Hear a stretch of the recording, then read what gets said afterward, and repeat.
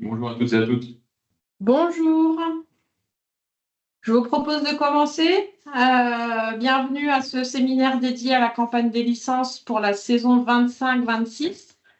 Une saison à peine terminée, qu'une prochaine s'engage déjà.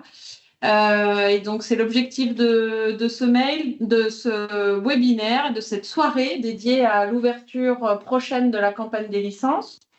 Elle aura pour plusieurs objectifs, ce séminaire, de vous présenter les grandes lignes de la campagne, de vous détailler le calendrier de la campagne et évidemment de répondre à vos questions. Pour ce faire, vous avez la possibilité d'utiliser le chat, puisque vous ne pouvez pas allumer vos micros, mais n'hésitez pas à nous poser vos questions dans la partie dédiée et au fur et à mesure de la présentation, nous y répondrons évidemment le plus précisément possible, et puis vous verrez les adresses et téléphones de contact pour que vous puissiez nous contacter après cette soirée. Voilà, encore bienvenue à tous. Je vois qu'il y a un nombre de participants qui s'accroît. Aujourd'hui, je suis entourée de 2 collaborateurs de la Ligue qui vont se présenter. Moi, c'est Amandine Ménigaud, je suis responsable du service au club et formation et en charge notamment de vous renseigner et de vous aiguiller sur cette nouvelle campagne qui va débuter le mois prochain. Bonjour à toutes et à tous. Moi, c'est Aurélien Schwartz. Je suis juriste du coup au sein du service juridique. Et sur la période estivale, je suis principalement dédié à la validation et des licences, à toutes les questions afférentes à ces validations. Et je serai ravi de répondre à toutes vos questions tout au long de l'été, ainsi que ce soir et lors des prochaines visites dans les districts. Bonjour à tous, c'est Étienne Cordy, je suis le correspondant informatique de la Ligue. J'essaierai de répondre à vos questions, au maximum de questions, notamment sur la dématérialisation des licences pour ceux qui ne connaissent pas, et même pour ceux qui connaissent d'ailleurs. On continue avec le programme de la soirée. Je vous laisse lire les points sur lesquels nous allons nous arrêter. Évidemment, nous prévoyons d'être beaucoup plus complet au fur et à mesure de la soirée et de l'ensemble du support qui vous sera présenté ce soir. Vous êtes impatients, je le sais. Sans plus attendre, on va commencer avec les modalités de la campagne. Encore une fois, n'hésitez pas à intervenir. La campagne va donc se lancer assez rapidement. Au départ et au lancement de la campagne, vous aurez, comme les précédentes saisons, à faire un certain nombre de démarches avant d'accéder à l'espace de licence et d'édition des licences. D'abord, il faudra que vous validiez l'engagement républicain. Une fois que vous rentrerez sur Foot Club et que vous serez sur la bonne saison, vous aurez à valider donc l'engagement républicain et la petite coche afférente au RGPD, donc à la protection des données. Une fois cette page passée et la validation, vous aurez à renseigner votre bureau et la composition de votre bureau et également de valider ou de remettre en ligne le RIB de votre club. Une fois toutes ces démarches faites, vous allez pouvoir accéder à la campagne des licences 25-26. Et il faut préciser que tant que le bureau n'est pas validé, c'est-à-dire les licences dirigeantes pour les personnes qui occupent les fonctions de président, secrétaire général et trésorier, aucune des autres licences ne pourra être validée et en pratique, aucune des autres licences de votre club ne viendra dans le flux des licences à valider du côté des opérateurs. Donc, tant que les 3 licences dirigeantes-là, les 3 licences dirigeantes, les fonctions de président, secrétaire général et trésorier ne sont pas validées, on ne peut pas aller plus loin dans la validation des licences de votre club. Et je tiens aussi à préciser que ce blocage réapparaîtra en cours de saison si l'une de ces 3 licences est annulée, notamment pour des raisons liées au contrôle d'honorabilité. Donc, si jamais en cours de saison, vous vous rendez compte que certaines de vos licences ne sont plus validées, certainement que l'un des blocages les plus à regarder dans un premier temps, c'est la validation du bureau.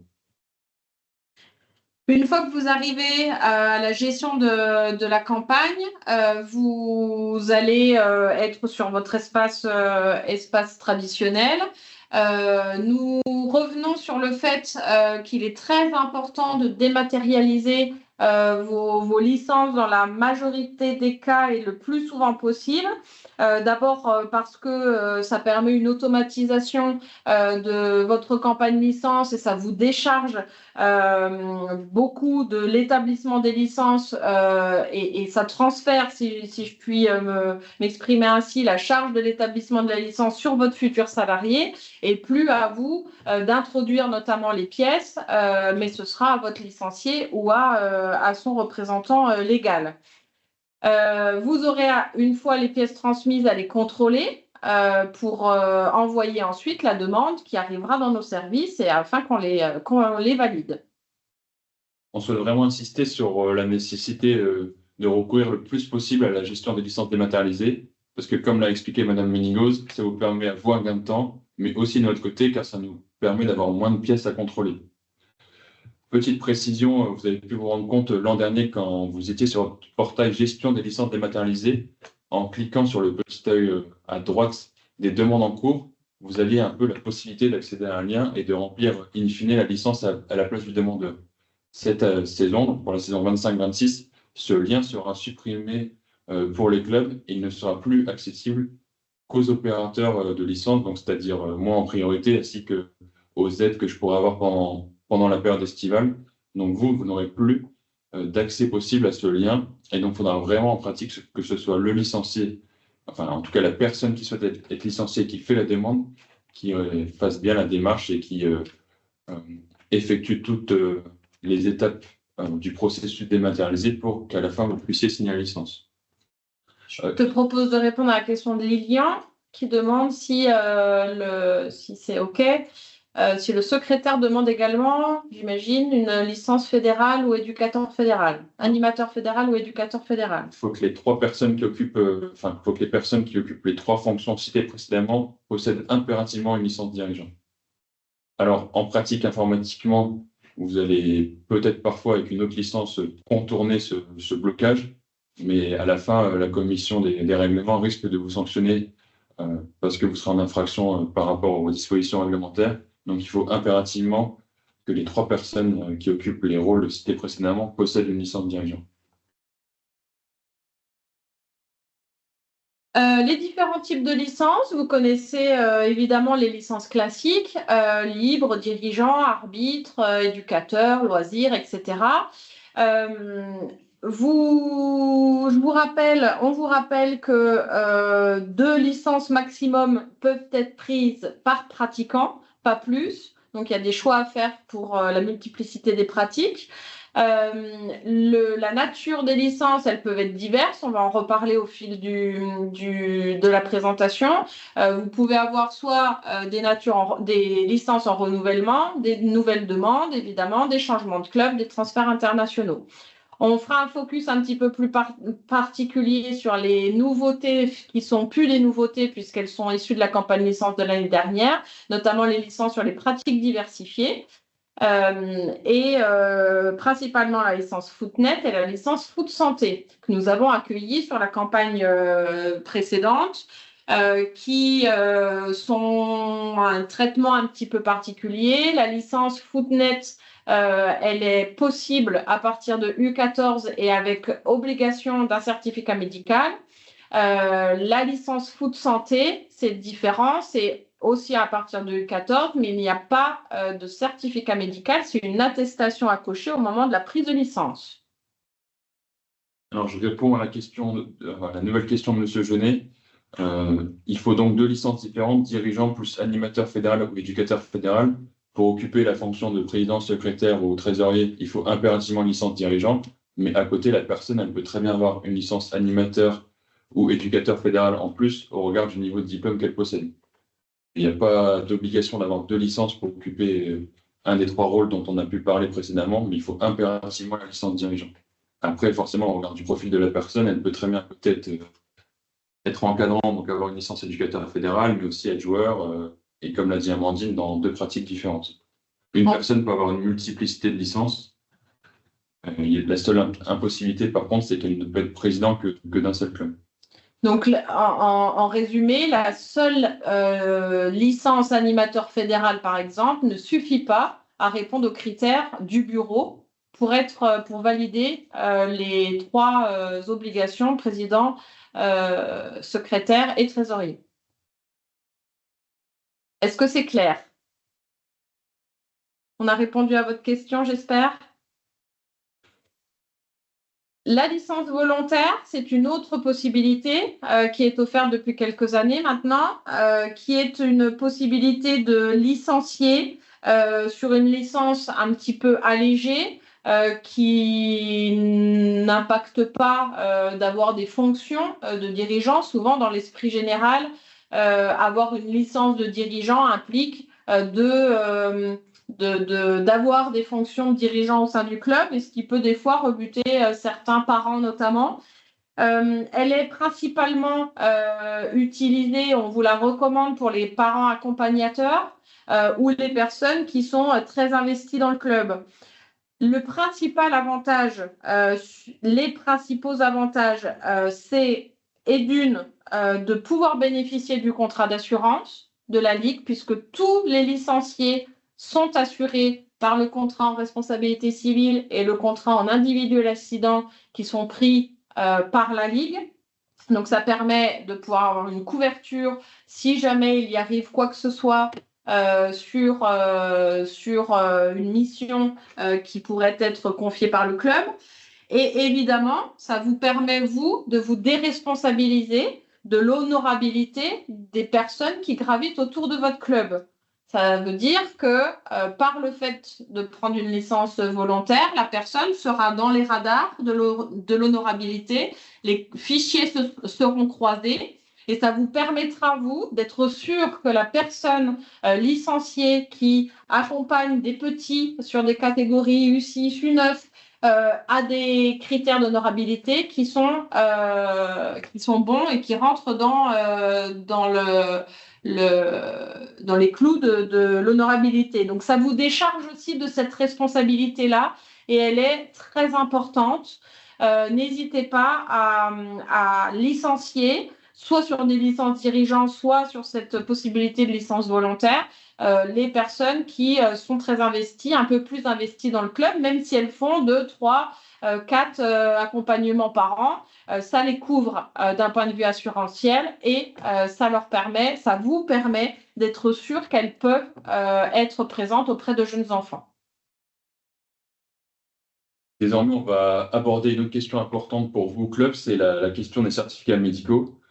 Début avril, on vous a envoyé un document PDF vous permettant d'extraire les personnes qui sont forcément dans l'obligation, en tout cas les joueurs qui sont forcément dans l'obligation de se rendre chez un médecin pour attester de leur pratique du football. On va juste faire un petit récapitulatif pour que vous ayez aussi les réflexes des personnes qui vont forcément être dans l'obligation de fournir un certificat médical lorsqu'elles demanderont une licence joueur. Déjà, tous les nouveaux licenciés joueurs majeurs, donc tous les nouveaux licenciés qui n'ont pas eu licence l'année dernière dans votre club ou dans un autre club, seront dans l'obligation de fournir un certificat médical. Par ailleurs, tous les licenciés majeurs dont le dernier certificat médical date de la saison 22-23 et qui, depuis la saison 22-23, ont toujours eu une continuité de licence, vont aussi forcément être dans l'obligation de fournir un certificat médical. Il y a une autre possibilité et qui est importante d'avoir à l'esprit, c'est les personnes qui, lors d'une première prise de licence, sont mineures et qui, au cours d'une seconde prise de licence, pendant la saison, entre les 2 prises de licence, ont acquis la majorité. Là aussi, il faudra forcément fournir un certificat médical, sauf si la personne mineure en a fourni un lors de la première prise de licence, mais ce qui est rarement le cas, puisque je vous rappelle que pour les mineurs, il n'y a pas d'obligation de fournir un certificat médical si les réponses à l'auto-questionnaire sont dans la totalité négatives.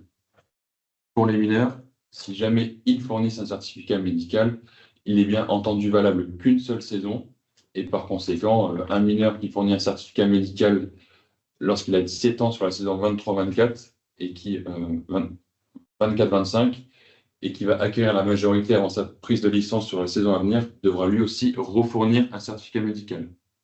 Enfin, toutes les personnes mineures qui ont répondu positivement à au moins une question de l'auto-questionnaire médical devront elles aussi fournir un certificat médical dans le cadre de leur demande de licence.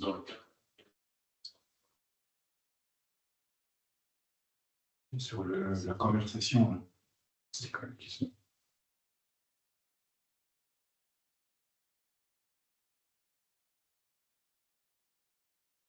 Tu vois. Sur la photo d'identité, il y aura un slide juste après, donc je laisserai Étienne y répondre, savoir s'il a la solution informatique. Pour revenir sur le certificat médical, lorsqu'ils ne sont pas remplis sur papier en tête de la fédération, on exige simplement qu'ils mentionnent au moins la pratique du football. Sans ça, notre service ne pourra pas valider la pièce, puisque c'est une condition exigée par l'assureur de la Ligue. Cette année, on a aussi beaucoup validé de certificats médicaux qui comprenaient les mentions suivantes: pratique du football en marchant. Pour la saison à venir, on ne validera pas ce type de certificat médical lorsqu'il vise à demander une licence foot loisir au foot libre, parce que la pratique du foot en marchant, ça correspond à une licence foot santé donc pour les personnes qui souhaitent demander une licence foot santé, il faut normalement remplir une attestation d'avoir vu un médecin qui leur prescrit cette pratique sportive pour leur bien-être social, mental ou psychologique. Et du coup, ça ne correspond pas vraiment à une pratique foot loisir ou foot libre. Pour les dirigeants, quand bien même ceux-ci assurent les fonctions d'arbitre bénévole, d'arbitre de club, encore pour la saison 25-26, la fourniture d'un certificat médical ne sera pas obligatoire, puisque ces situations sont prises en charge par le contrat d'assurance qui lie la Ligue à son assureur. Et il n'y a donc pas d'obligation pour les personnes qui occupent une fonction dirigeant, d'arbitre de club, d'arbitre bénévole, de fournir un certificat médical, ce qui peut décharger les médecins dans certaines villes ou certains villages. Désormais, on va aborder la question des licences éducateurs et animateurs arbitres. Je vais en profiter pour répondre à la question de M. Valentin Champé. Si nos éducateurs sont diplômés mais pas dans le bureau, pouvons-nous demander seulement la licence éducateur fédérale pour remplacer une licence dirigeant?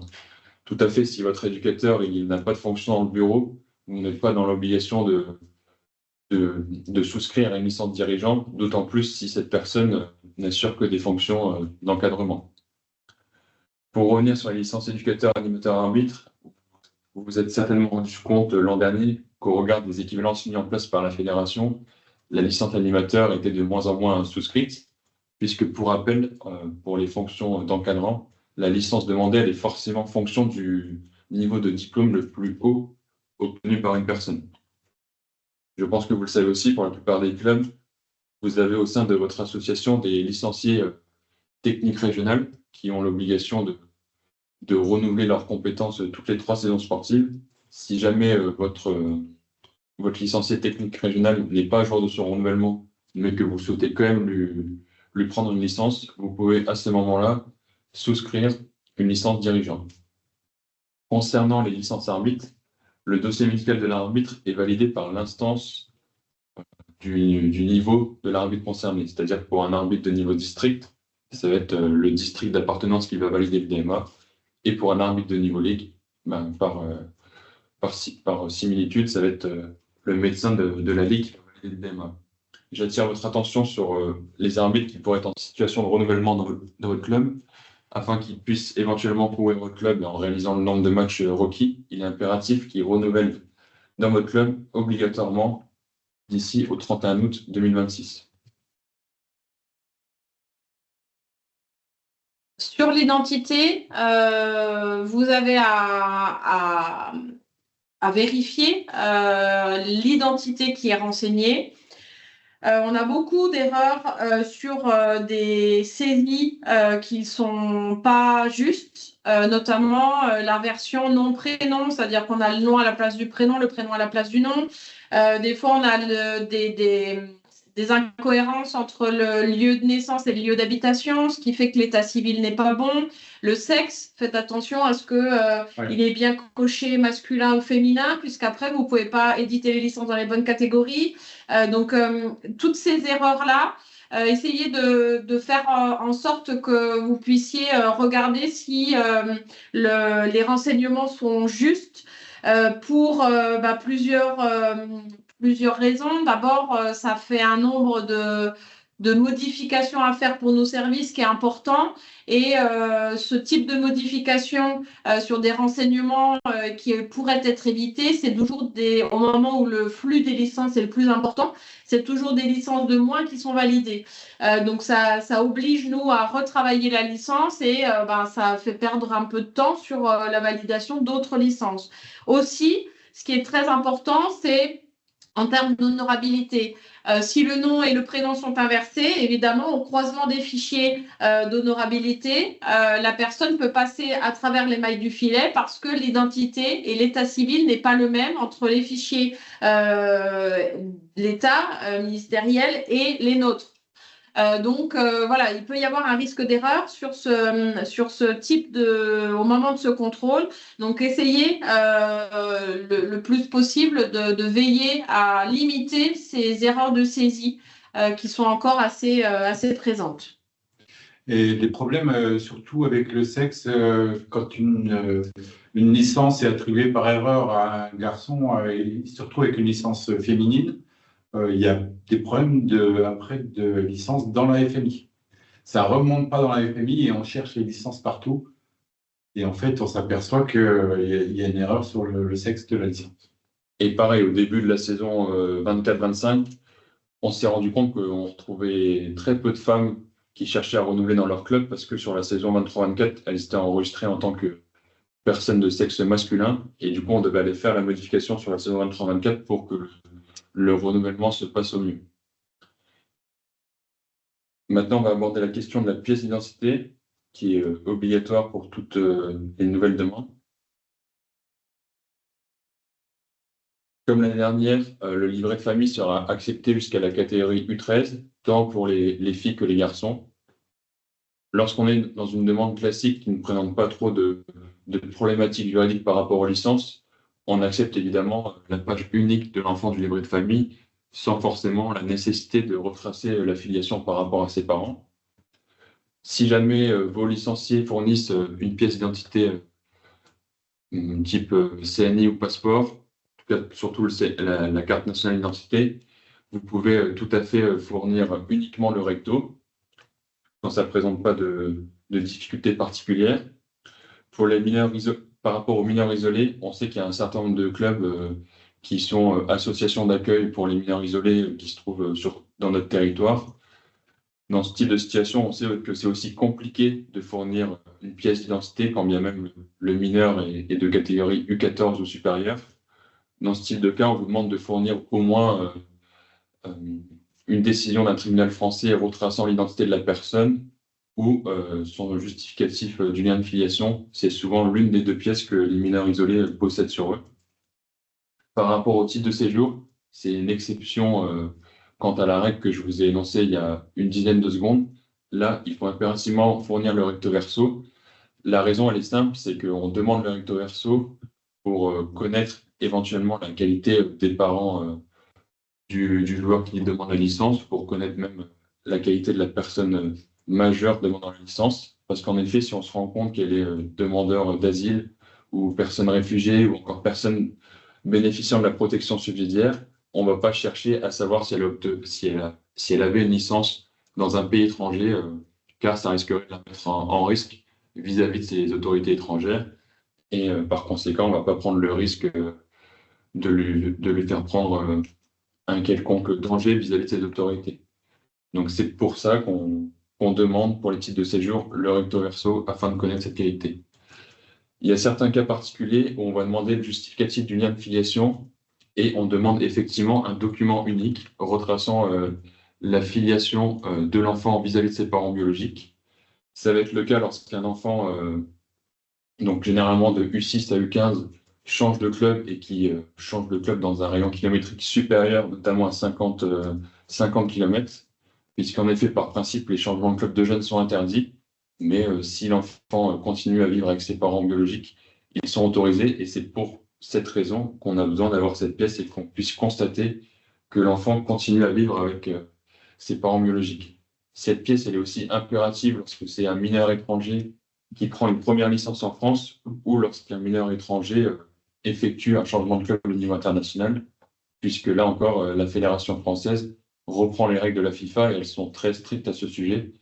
Dans un cas particulier de changement de club au niveau international, il faut impérativement démontrer que l'enfant vit avec ses parents biologiques et il doit vivre avec ses parents biologiques dans une adresse proche de votre club. C'est-à-dire que si le père ou la mère biologique vit à 500 km n'importe quoi de Besançon, la demande ne sera pas acceptée par la fédération et par notre service. Alors j'en profite avant de passer sur la question des vérifications des photos. Pour une question de, je suppose, peut-être du RC Vesoul. Concernant une licence éducateur bénévole n'ayant pas réalisé ses recyclages, peut-il quand même obtenir une licence éducateur du niveau inférieur ne nécessitant pas de recyclage? Si un éducateur donc technique régional ou national n'est pas à jour sur son recyclage, il ne pourra pas effectuer une demande correspondant à un niveau inférieur des diplômes. Il faudra forcément qu'il réalise son recyclage. Du coup, la solution dans ce cas de figure, c'est de faire une demande de licence dirigeant dans l'attente de l'obtention du recyclage et du coup de la possibilité de souscrire à une licence technique régionale ou technique nationale. Au niveau de la validation des photos, on a eu encore beaucoup trop de difficultés sur les critères de la photo, ce qui nous oblige encore à refuser des licences, en tout cas des propositions de licences, et donc ce qui rajoute du nombre au flux. Les critères pour être très clairs, ça va être proche d'une photo d'identité, c'est-à-dire qu'on doit y voir clairement le visage de la personne, donc qu'elle soit suffisamment près, dégagée, et puis qu'on puisse distinguer qui c'est. Donc évidemment pas sur des fonds qui sont trop chargés, pas de trop loin. Pas dans des situations qui sont pas adéquates avec une demande de licence, par exemple à la plage, dans un parc d'attractions, aux photos de famille, ce genre de choses. Évidemment, on ne pourra pas valider, et on a encore beaucoup eu la saison dernière, même si ça s'est grandement amélioré. Faut bien s'imaginer qu'une licence qui ne peut pas être validée tout de suite, on la refuse, et donc ça refait des demandes dans le flot de licences qui est énorme à certaines périodes. Autre précision, l'angle qui est pris, pas de paysage, que du portrait. Vous avez maintenant la possibilité de vérifier et de tourner les photos. Nous, opérateurs, on a la possibilité de pivoter les photos désormais. Donc nous, en tout cas, on peut le faire, mais si vous arrivez à le faire directement, surtout, n'hésitez pas. Ça nous permet, nous, de pouvoir suivre et puis être plus rapide encore sur la validation des licences, notamment dans les périodes de forte intensité qui vont être avant les mutations, fin juin, début jusqu'à mi-juillet, et principalement à partir de fin août et tout le mois de septembre sur l'arrivée et l'entrée des licences du foot animation, qui est un flux énorme de licences. Donc plus ça passe et plus il y a pas de refus sur ce type de détail, parce que finalement c'est un détail, et plus on peut valider un nombre important de licences et vous satisfaire vous dans la rapidité de traitement par la Ligue. J'ai demandé à Monsieur Champé de préciser sa question. La licence éducateur fédéral permet de couvrir les personnes pour les activités bénévoles qu'ils réalisent pour le club. Le fait d'avoir une licence, peu importe la nature de la licence, couvre sur les mêmes dispositions, à la fois sur l'individuel accident et sur la responsabilité civile. Le contrat d'assurance ne distingue pas la nature de la licence. mais elle distingue, le fait de prendre une licence permet une couverture. Donc, je peux répondre oui. Pour le format des photos, lorsque, en tout cas, on cherche à en déposer sur la plateforme de gestion des licences dématérialisées, c'est mieux de déposer des documents en JPEG ou PNG. Parfois en PDF, ça peut passer, mais c'est quand même très très rare et vous allez rencontrer pas mal de difficultés à valider des documents en PDF. Donc nous, ce qu'on vous conseille, c'est vraiment de les passer en JPEG ou en PNG. Et normalement, après, vous n'aurez pas de problème pour la validation. René Frankman nous indique que vous avez souvent, vous, club, des photos qui sont celles qui figurent sur la CNI, donc la carte nationale d'identité. En effet, c'est un simple scanner ou un simple photo de la pièce d'identité, il y a des dessins, des traits qui sont sur la photo et en effet, on peut pas prendre ce type de photo. Donc, demandez plutôt la photo d'origine. En plus, pour les photos qui proviennent directement de la CNI, parfois la CNI, elle a été émise il y a une dizaine d'années. Donc en plus, la photo ne remplit pas le critère d'être une photo la plus récente possible. Donc on peut aussi parfois modifier sur ce fondement-là. Avant de passer à la suite, on avait une question de M. Ivernizzi sur le sujet des 2 pratiques max. Peut-on être dirigeant plus 2 pratiques ou la fonction dirigeant compte en tant que pratique? J'ai 2 joueurs libres plus futsal qui sont en comité. Je peux leur prendre une licence dirigeant? Oui, par rapport à la limitation des 2 pratiques max, ça n'engendre pas d'autres limitations sur des dirigeants sur des licences autres que les licences pratiquantes. Du coup, vous pouvez parfaitement avoir une licence libre, une licence futsal, une licence dirigeant, une licence éducateur fédéral. Donc, sur cette question-là, vous pouvez souscrire et introduire des licences dirigeants pour les 2 joueurs concernés par votre demande. Désormais, on va aborder la question des licences pour les... Désormais, on va aborder la question des licences pour les mineurs étrangers. Donc, c'est pour les mineurs étrangers qui sont nés à l'étranger que ce diapositive a été créé. Pour les mineurs étrangers nés en France, c'est la procédure classique de demande de licence avec, comme vous la connaissez pour la plupart des clubs. Donc, lorsque vous cherchez à saisir une licence, à introduire une licence pour un mineur étranger né à l'étranger, il faudra impérativement saisir un motif d'exception, puisque par principe, normalement, la FIFA est assez stricte là-dessus. Il n'est pas possible d'introduire des licences pour des mineurs étrangers nés à l'étranger, mais elle a mis en place des motifs d'exception. Les deux motifs les plus usités sont le fait que les jeunes mineurs vivent avec leurs parents biologiques ou, comme on l'a pu aborder tout à l'heure, que ce sont des mineurs isolés. Le fait de saisir ces motifs, ça engendre des pièces supplémentaires à fournir. Donc, dans le cadre des mineurs qui vivent avec leurs parents, il faudra fournir un justificatif du lien de filiation, comme on a vu l'aborder tout à l'heure, une pièce d'identité pour un des 2 parents biologiques et un justificatif officiel de résidence au nom et prénom d'un des 2 parents biologiques et de moins de 6 mois. Si jamais, lorsque vous discutez avec les parents ou avec le joueur, vous vous rendez compte que l'enfant a une licence à l'étranger au cours des 30 derniers mois, il faut nous le signaler, ou en tout cas le signaler éventuellement sur le bordereau de demande de licence, parce que ça engendre une demande de certificat international de transfert. Question sur la filiation.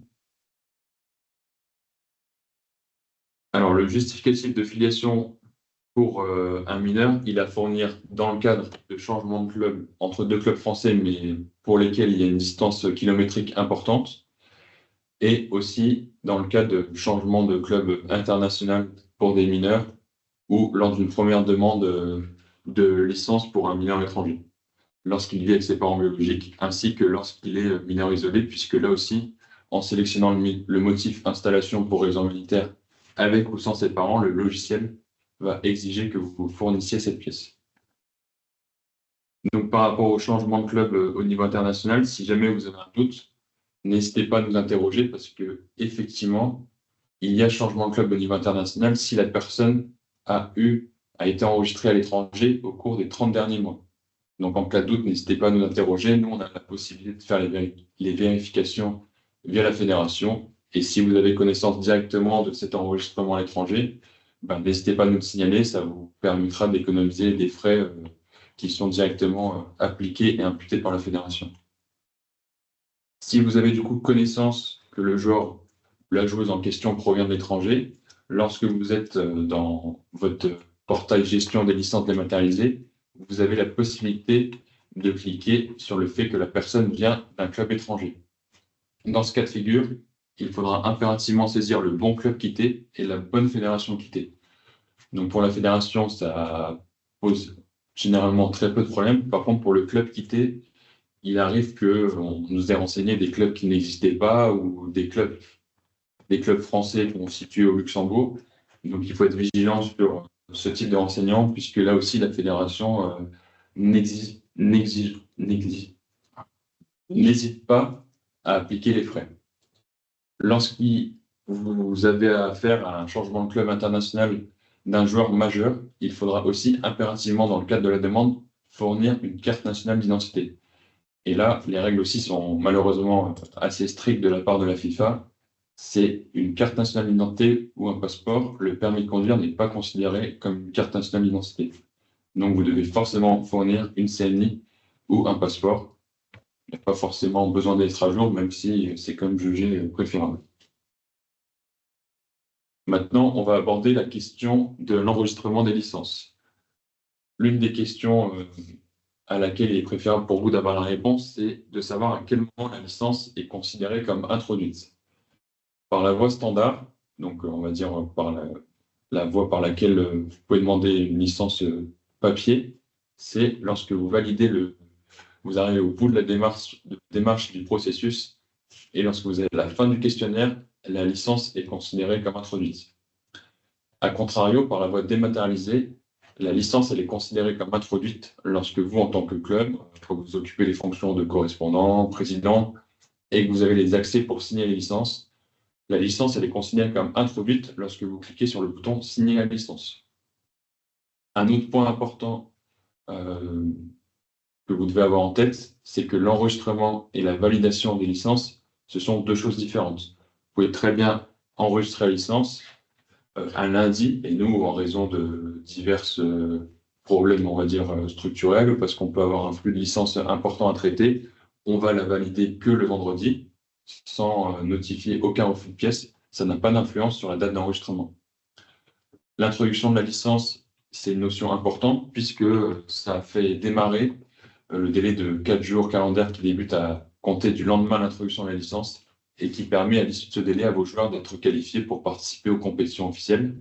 Et donc, c'est très important, notamment mi-août, quand il y a le début de la Coupe de France. Afin d'illustrer les propos que je viens d'avoir, on vous a mis en place plusieurs exemples pour que vous puissiez visualiser ce que je viens de vous présenter. Donc, c'est des dates qui sont dans le calendrier 2025. Donc, imaginons que vous introduisiez votre licence le 12 août, donc un mardi. La licence n'est validée par nos services que le 15 août, mais pourtant, vous conservez la date d'enregistrement au 12 août et le joueur peut parfaitement prendre part à des compétitions officielles dès le dimanche 17 août. On tient aussi à vous préciser au travers de cette diapositive qu'aucune licence régulièrement introduite ne peut être annulée, et ce, quel que soit le motif.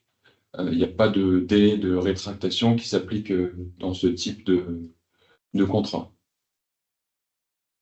Désormais, un deuxième exemple d'enregistrement d'une licence, avec cette fois un refus de pièces qui est notifié par notre service et qui intervient au cours de la démarche. Donc, cette fois, la licence est introduite le 11 août. Une pièce est refusée le 13 août, et cela, quelle que soit la pièce, ça peut être par exemple une photo.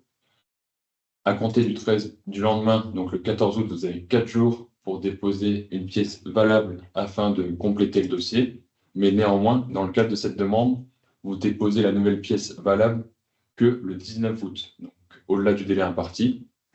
Et donc, la date d'enregistrement est décalée au 19 août, puisque c'est la date à laquelle vous déposez la nouvelle pièce valable. On valide la licence le 22 août 2025 et votre joueur ou votre joueuse peut prendre part à des compétitions officielles à compter du 24 août 2025, puisque la date du 19 août décale aussi le point de départ du délai de qualification.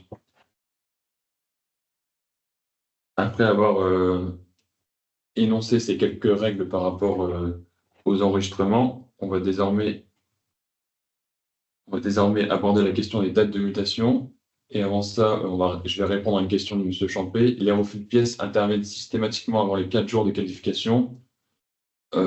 Pas tout le temps, enfin, en tout cas sur l'été 2023, ça n'a pas tout le temps été le cas. Je pense que l'an dernier, ça a été dans la grande majorité le cas. Et on fait le maximum pour se rapprocher en tout cas le plus possible en termes de validation de la date d'enregistrement des licences par les clubs. Mais je ne peux pas vous l'assurer à 100%. On espère aussi, et là peut-être qu'Étienne prendra la parole, pour qu'il y ait le moins de bugs informatiques qui nous retardent dans le processus de validation des licences. Mais c'est pas forcément impératif que les refus de pièces interviennent systématiquement dans les 15 jours. Ça a été le cas l'an dernier et ça l'a été un peu moins sur la période estivale de l'année 2023. Pas de commentaire? Non, pas de commentaire sur la DSI et ses déboires, mais ouais, ça ne s'est pas trop mal passé l'année dernière. Ça s'est mieux passé, surtout qu'on a augmenté un petit peu le nombre de licences dématérialisées, donc ce qui fait que le flux est beaucoup plus fluide et on a un petit peu plus de temps à consacrer à chaque licence. Donc, en réponse à la question initiale, il y a une question supplémentaire. Si un joueur joue alors que la pièce est refusée après les 4 jours, y a-t-il un risque? Il y a un risque si jamais des réclamations ou des réserves sont posées par le club adverse. Là, la commission des règlements compétente pourra saisir et éventuellement prononcer les sanctions sportives qui s'appliquent dans ce cas de figure, que ce soit une réserve ou une réclamation. Donc, effectivement, si la licence n'est pas validée malgré l'application du délai de qualification, si vous décidez d'aligner le joueur ou la joueuse sur la feuille de match, vous prenez un risque que posteriori, une des pièces de la licence soit refusée. Et donc, c'est aussi pour ça que notre objectif, c'est d'être le plus près possible de la date d'enregistrement des licences pour ne pas causer ce type de désagrément. S'il n'y a pas d'autres questions, on va évoquer désormais les périodes de mutation. Donc, on a eu la confirmation de la part de la fédération que la date d'ouverture de la saisie des licences est fixée au 6 juin 2025. Donc, pour être schématique, c'est à cette date que débutera la période normale des mutations. Pour vous le repréciser, on ne peut valider aucune licence entre le 6 juin 2025 et le 16 juillet 2025 tant que le délai d'opposition n'est pas validé. Le délai d'opposition, c'est le même délai que pour le délai de qualification. C'est un délai qui débute à compter du lendemain de la saisie de la licence et qui est fixé à 4 jours calendaires. Donc, tant que ce délai n'est pas passé, on ne peut pas valider la licence puisque le club quitté aurait toujours la possibilité de formuler une opposition. Concernant la période normale des mutations, vous avez la possibilité de saisir des licences pour que vos joueurs changeant de club soient considérés comme mutés période normale et il y a une coquille, jusqu'au 15 juillet 2025 à 23h50. À compter du 16 juillet minuit, on passera dans le système des mutations hors période. Lorsqu'on se situe à compter du 16 juillet 2025, il y a un délai d'opposition qui existe toujours, mais seulement pour les joueurs et joueuses de la catégorie U6 à U11 inclus. Et à compter du 1er février 2025, en cas de changement de club, mais aussi en cas de nouvelle demande, mais ça on y reviendra plus tard dans la saison sportive, il y aura des restrictions de participation qui s'appliquent.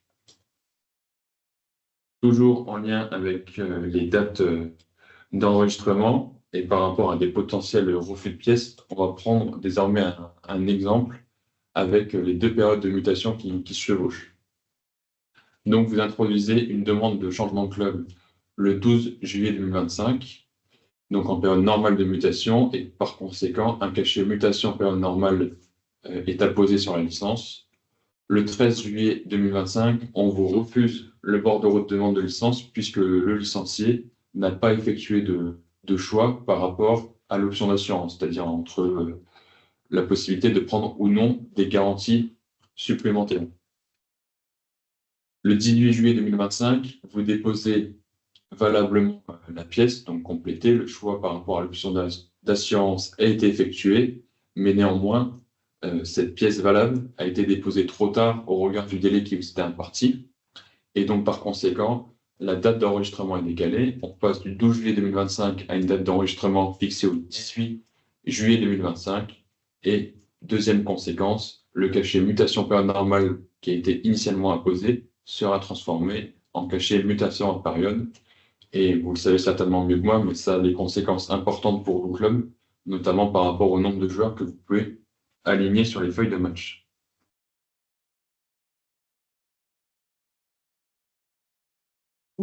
Si vous êtes concerné par cette possibilité-là, n'hésitez pas à déclarer sur votre portail l'inactivité partielle, notamment, ou totale, hein, évidemment, sur d'une de vos catégories. La principale conséquence, ça va être l'exemption du cachet de mutation. Évidemment, vous, quand vous êtes club recevant de nouveaux licenciés et que finalement le club dans lequel ils proviennent n'a pas fait la démarche sur Foot Club, vous risquez d'être soumis au cachet de mutation. Si le club et si vous, dans votre cas, vous avez une équipe en inactivité, saisissez-la de sorte à ce que vous puissiez en être exempt. C'est assez simple, la procédure elle se fait rapidement, vous allez sur Foot Club, vie du club, et puis vous faites les étapes avec la demande d'inactivité, vous saisissez la catégorie, vous la mettez dans la case à rendre inactive, vous envoyez, et ce sera validé par les instances, qui permettra aux clubs qui recevront vos joueurs ou vous, clubs qui recevez des joueurs de clubs voisins, de ne pas estampiller ces licences du cachet de mutation.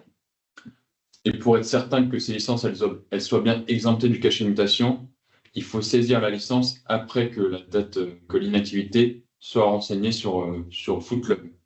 Si jamais vous introduisez une demande de changement de club avant la date d'inactivité, là, la licence ne sera pas exemptée du cachet de mutation.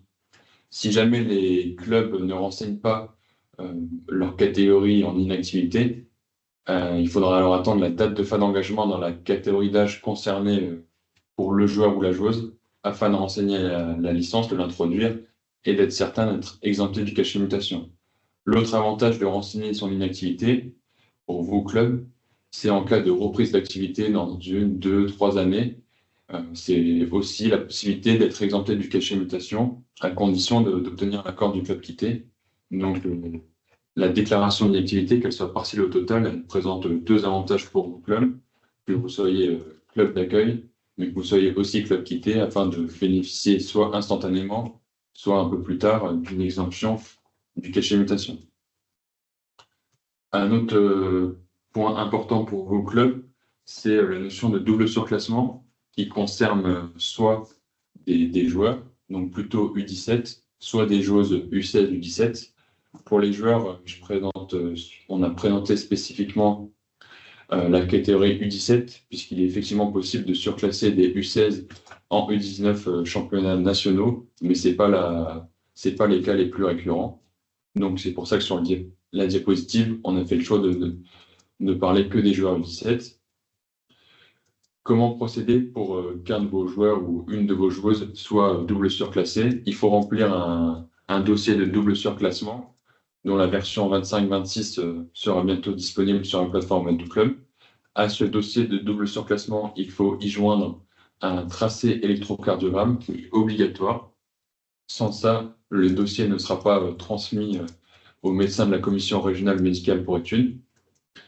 Il est important de préciser qu'au cours de l'été, aucun dossier de double surclassement ne sera transmis à la commission régionale médicale tant que la licence n'est pas introduite et validée par nos services. Cela pour une raison simple, d'une part, afin d'éviter que la licence ne soit jamais validée, que la joueuse ne rejoigne jamais votre club. Et désormais, vous le savez, tous les dossiers de double surclassement sont facturés à des tarifs différents selon le niveau du club concerné. Et ça vous évite aussi d'avoir une facturation pour une joueur ou une joueuse qui, au final, ne rejoindra jamais votre club. Nous, ce qu'on vous conseille, c'est d'envoyer le dossier donc, de 4 pages accompagné de l'électrocardiogramme par mail. Si vous souhaitez éviter des fuites, vous pouvez l'envoyer sur mon adresse mail personnelle et il sera traité plus rapidement que des dossiers qui sont envoyés par courrier postal et qui mettent parfois un temps certain à arriver au siège de la Ligue. Concernant le surclassement des joueurs U17, donc masculins, ils peuvent prendre part à tous les niveaux de compétition de vos équipes seniors. Et au niveau régional, il n'y a aucune limitation qui existe à l'heure actuelle dans les règlements. Et il n'y a pas de modification réglementaire prévue sur ce point. Donc, vous pouvez inscrire au niveau régional dans les compétitions seniors autant de joueurs double surclassés que vous voulez. C'est un peu différent concernant les joueuses, puisqu'il existe des limitations sur le nombre de joueuses U16 et U17 que vous pouvez inscrire sur les feuilles de match en compétition senior féminine. Donc, je vous invite à être vigilant et si jamais vous avez un doute, à nous contacter pour qu'on puisse vous préciser le nombre de joueuses U16 et U17 que vous pouvez inscrire sur les feuilles de match. Une fois qu'on transmet les dossiers au médecin de la commission régionale médicale, et dès qu'il nous fait un retour, on appose le cachet double surclassement sur la licence des joueurs.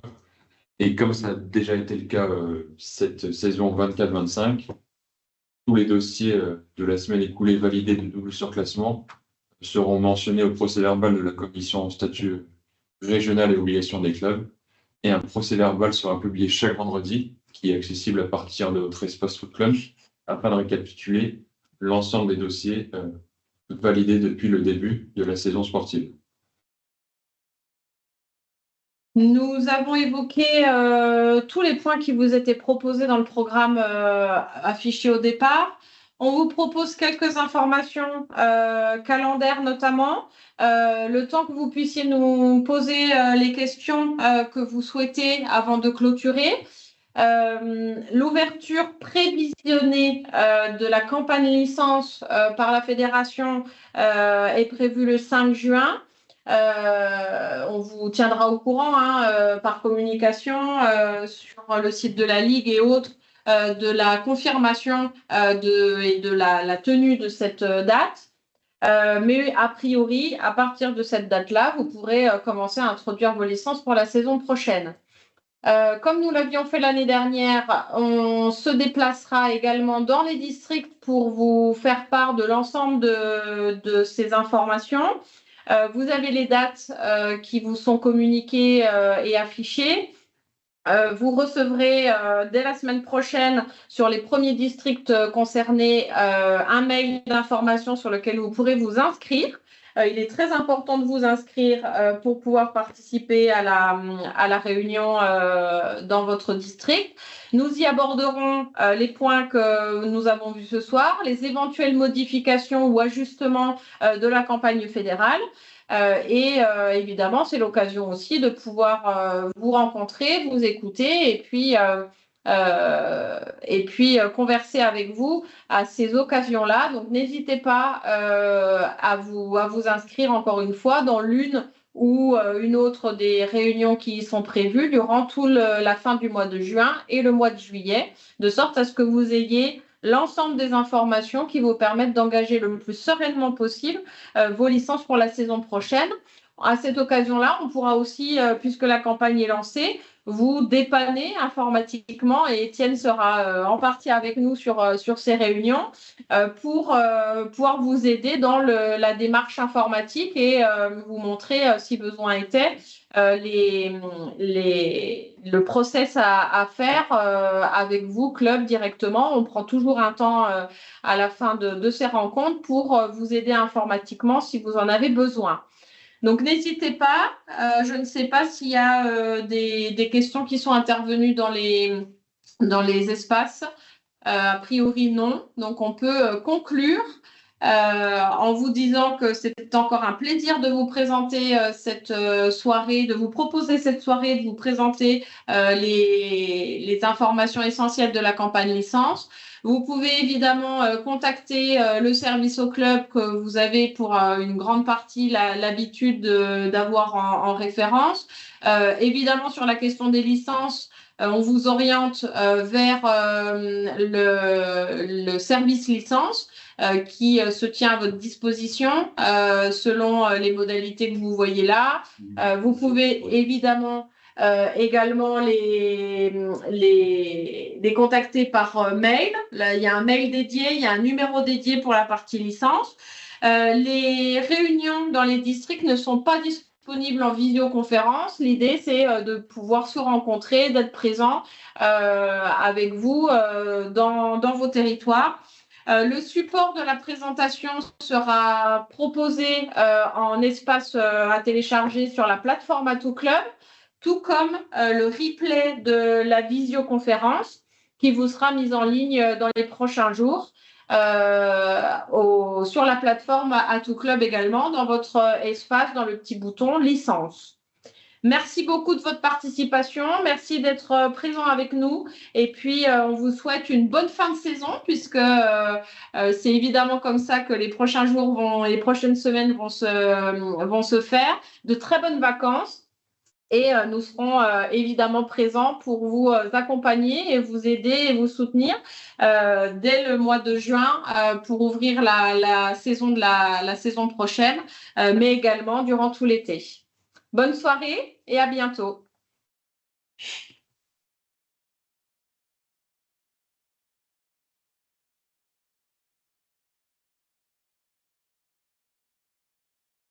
Les tarifs des licences, vous pouvez les retrouver dans l'espace Atout Club, dans procédure financière. Je crois que vous avez un espace disposition financière ou procédure financière et là, vous avez le tableau global avec le détail de tous les tarifs de toutes les licences qui sont délivrées pour les montants ligue.